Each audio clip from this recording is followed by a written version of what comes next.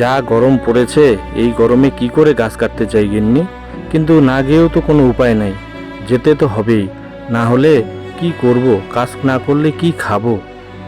আমি অত শত বুঝিনি, যাও যাও গাছ কেটে নিয়ে আসো। কাজ না করে বাড়িতে বসে বসে গপ্প মারছে। যাও যাও।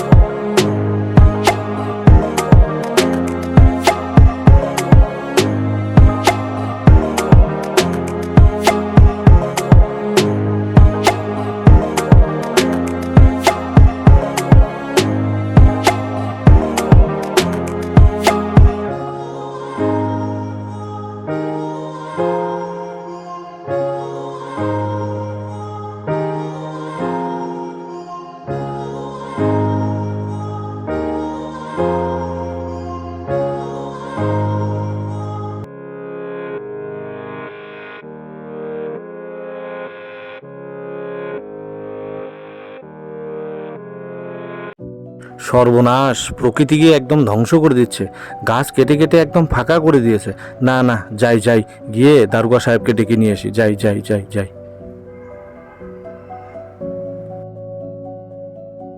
দারোগা বাবু, তাড়াতাড়ি চলেন, ওদিকে একদম বাগান কেটে একদম সাফ করে দিয়েছে। এভাবে গাছ কাটতে থাকলে তো আমাদের প্রকৃতির উপরে প্রচুর প্রেশার পড়বে। আপনি কিছু করতে পারেন, চলেন চলেন, তাড়াতাড়ি চলেন। কি বললি? কোথায় গাছ কেটেছে? চল চল দেখি। এরা তো সর্বনাশ করে ছাড়বে, চল চল। বাবা, এ তো একদম পরিষ্কার করে কেটে ফেলেছে। সর্বনাশ, এটা কে করেছে আমি জানি। চল চল, আমার সাথে চল, আজকে বেটাকে একদম উচিত শিক্ষা দেবো। চল যাই। এ মাধব, তুই এভাবে গাছ কেটে কেটে একদম বাগান পরিষ্কার করে দিচ্ছিস কেন? তোর তো একদম উচিত শিক্ষা দিতে হবে। চল চল, থানায় চল, নিয়ে 3rd ডিগ্রি দিব, তবেই বুঝতে পারবি গাছ কাটার পরিণতি কি। দারোগাবাবু, ও দারোগাবাবু, এবার ভুল হয়েছে, এবারের মতন মাফ করে দাও। আর এই ভুল করব না। আরে কি করবো দারোগাবাবু, পেটে খায় তাই করি দারোগাবাবু, এবারের মতন মাফ করে দাও।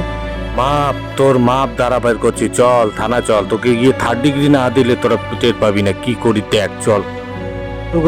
দারোগাবাবু, এবারের মতন মাফ করে দেন, আর ভুল করবো না, দয়া করে মাফ করে দেন, আর ভুল করবো। এর আগেও তোদের বলেছি গাছে হাত দিবি না, তারপরেও তোরা শুনিসনি। চল চল, থানায় চল, থানায় গিয়ে তোকে 3rd ডিগ্রি দিব। চল।